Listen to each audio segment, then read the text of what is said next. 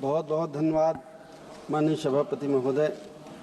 मैं आपके माध्यम से सरकार का ध्यान अत्यंत महत्वपूर्ण सामाजिक न्याय के विषय की ओर आकर्षित कराना चाहता हूं, जो देश भर में निवास कर रहे कुम्हार, शिल्पकार, प्रजापति समाज से जुड़ा हुआ है। महोदय, कुम्हार समाज प्राचीन काल से ही भारत की सभ्यता का अंग रहा है। ये समाज हजारों वर्षों से मिट्टी के बर्तन, पारंपरिक शिल्प और ग्रामीण अर्थव्यवस्था की रीढ़ की हड्डी के रूप में कार्य करता आया है। लेकिन आज विडंबना ये है कि यही समाज आर्थिक, शैक्षणिक और सामाजिक स्तर से अत्यंत पिछड़ा हुआ है। महोदय, मेरी लोकसभा जौनपुर है।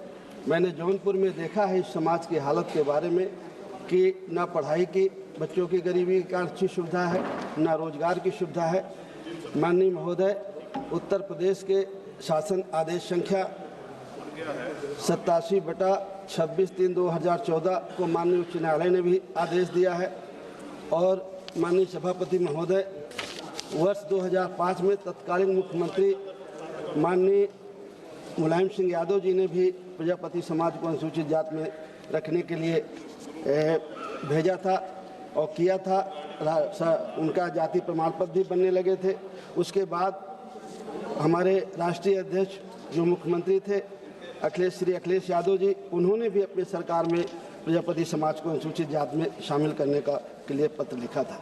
महोदय, वर्तमान में उत्तर प्रदेश में अनुसूचित जाति को 21% का रिजर्वेशन प्राप्त है। यदि प्रजापति समाज सहित अन्य पिछड़ी जातियों को अनुसूचित जाति में पढ़ने की आशंका उत्पन्न होती है, उनका रिजर्वेशन घटने की उम्मीद होती है, तो मैं सदन के माध्यम से ये निवेदन करना चाहता हूं कि सरकार अनुसूचित जाति के आरक्षण के प्रतिशत को आबादी के हिसाब से बढ़ाए और बढ़ा करके जो गरीब और कमज़ोर लोग हैं उनको न्याय देने का काम करें। माननीय सभापति महोदय, एक मेरा कागज। माननीय सभापति महोदय, मेरी सरकार से अपील है कि उत्तर प्रदेश में कुम्हार समाज को अनुसूचित जाति की सूची में शामिल किया जाए। इस संबंध में आवश्यक अधिसूचना जारी की जाए। इसके पश्चात पूरे देश में एक रूपता करते हुए इसे भारत सरकार की अनुसूचित जाति की केंद्रीय सूची में शामिल किया जाए। जब तक ये समाज की प्रक्रिया पूर्ण न हो, तब तक इस समाज को शिक्षा, रोजगार और समाज की कल्याणकारी योजनाओं में अंतरिम लाभ प्रदान करने की कृपा की जाए।